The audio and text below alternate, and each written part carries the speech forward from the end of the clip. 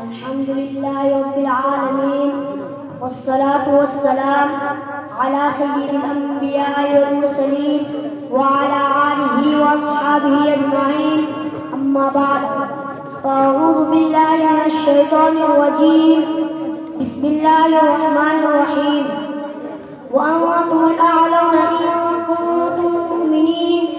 वो मुअज़्ज़ज़ थे ज़माने में मुसलमान होकर, वो मुअज़्ज़ज़ थे ज़माने में मुसलमान होकर और हम खार मोहताज से कुआं होकर।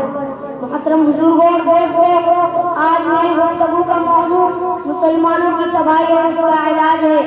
आइए इस मौजू के तहत हम अपने एक शानदार माजी पर एक नजर डालकर मुस्तक़बिल की तामीर व तरक्की के सामान तलाश करें। कुरान करीम में रब्बे जलाल का इरशाद है, तुम ही सर बुलंद रहोगे अगर तुम मोमिन हो। इरशाद बारी हमारी पूरी तारीख का इख्तिसार है और इसमें हमारी तरक्की का राज मुनव्वर है। तारीख के सैकड़ों वाक़यात ये बताने के लिए काफी है कि जब भी हमारा रिश्ता अल्लाह से और उसके दीन से मजबूत रहा और बुलंदी और कामयाबी ने हमारे कदम चूमे और जब कभी उस रिश्ता में किसी किस्म की कमजोरी आई हम इज्जत और बात के आसमान से जिल्लत और पस्ती के गार में जा गिरे। तारीख हमारे सामने जंग बदर की मिसाल पेश करती है। जंग बदर में जो कामयाबी हुई वो सिर्फ इस रिश्ते की मजबूती की बुनियाद पर हुई और ना अगर कामयाबी होती हो कुफार मक्का में होती, क्योंकि तकरीबन कुफार मक्का 1000 थे और बड़े जोश और खरोश के साथ थे। उनके पास 50 और 2 घोड़े थे। सबके पास तलवारें और जंगी हथियार मौजूद थे। इधर अबू जहल, Utba, Sheba, Waleed, Hanzala, Ubaid, Umayya बिन खल्फ, नज़र बिन हारिस, अब्दुल मुत्तलिब जैसे शुजाअत के पेशवा और आज़मदार थे। और इधर बेचारे मुसलमान पैसा और सामान कुल तादाद 3 तेरह सवारी के लिए कुल 2 घोड़े और 70 ऊंट है। एक पर 3 4 आदमी सवार है और पैदल ही सफर कर रहे हैं।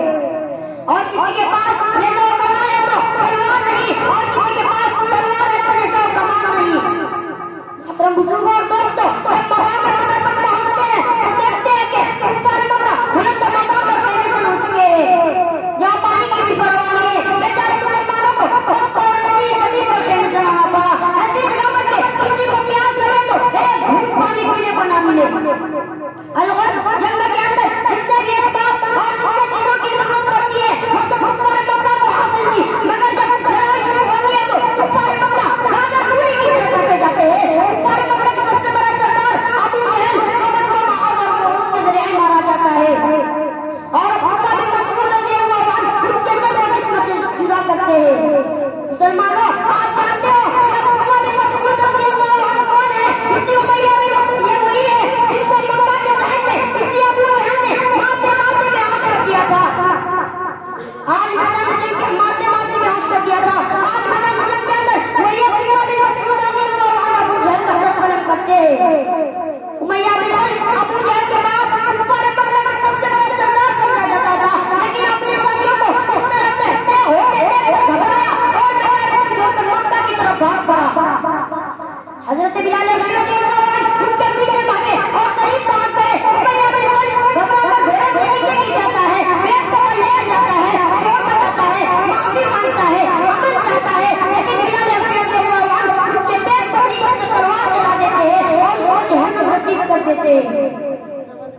मुसलमान इस्लाम के नौजवानों, जानते हो बिलाल रज़ियल्लाहु अन्हु कौन है? इसी उमय्या बिन खल्फ का गुलाम है। जब इस्लाम कबूल किया तो मक्का के अंदर उमय्या बिन खल्फ को दोपहर के वक्त सख्ती हुई रेत पर लेटा कर पत्थर की बड़ी बड़ी चट्टानें रख देता था ताकि हरकत ना कर सके।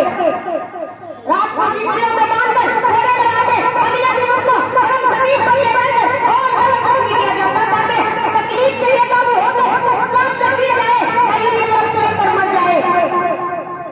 पैरों पैरों